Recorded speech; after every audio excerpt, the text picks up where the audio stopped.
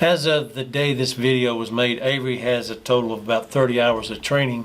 7 of those hours are in the parking lot during phase 1 parking lot practice skills. I wanted to bring her back today just to see how well she retained the skill level and the knowledge that she learned in the parking lot practice skills. And to my surprise, she did an excellent job.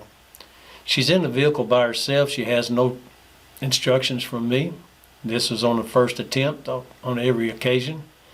You'll notice from the smile on her face, she knows she nailed it. And she's very proud of herself.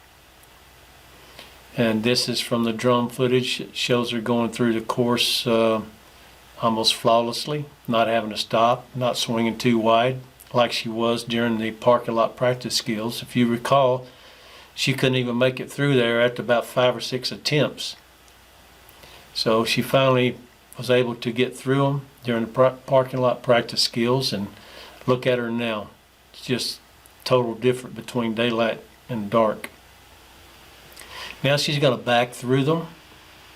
Again, she's doing a very good job trying to maintain within 2 feet of the cones.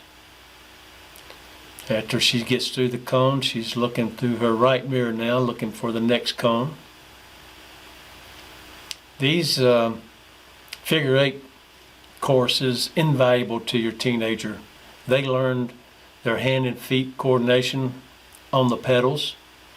They learn how to feather the accelerator so that they don't goose the accelerator in when they're in tight spots, because if they're in a really tight spot in a parking lot trying to get in or out of a parking space and they accidentally goose it, then there's a possibility they may hit the vehicle beside them or in front of them. So being able to feather that accelerator from all of this practice is really good. They also learn to judge the distance in front of the vehicle as well as in the back. They learn how to back using the mirrors. If you recall, back in the parking lot again, from inside the car, it looked like she was going to be hit every cone as she would pass by it. So they're learning to judge the distance in front of it as well as in behind it, and that's very important when they're in parking lots and in close proximity of other vehicles, that they're able to judge that distance whenever they're backing in or even pulling in.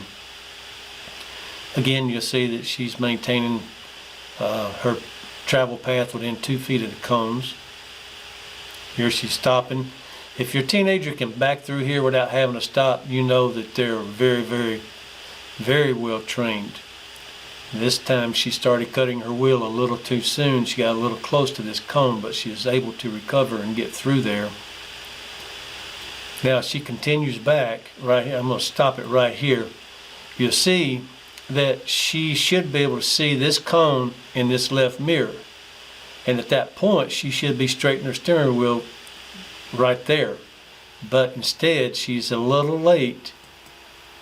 And you'll see what her angle is now. See, her angle is going deep through the course. Whereas if she had stopped and straightened her steering wheel sooner, then she could have maintained at 2 feet.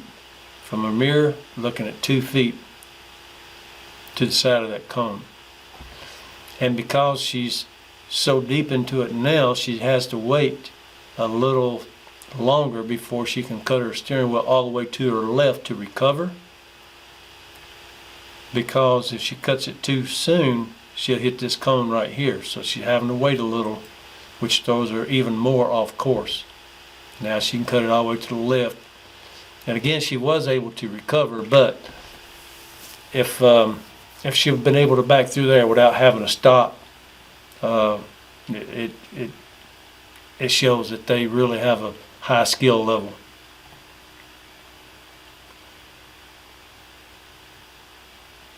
And she's within 2 feet of the curb. Turn the steering wheel all the way to the left. Now she's going to move her eyes to this mirror, left mirror. She wants to line it up and stay within 2 feet of that cone right there. And she'll stop whenever she is parallel with the line of cones.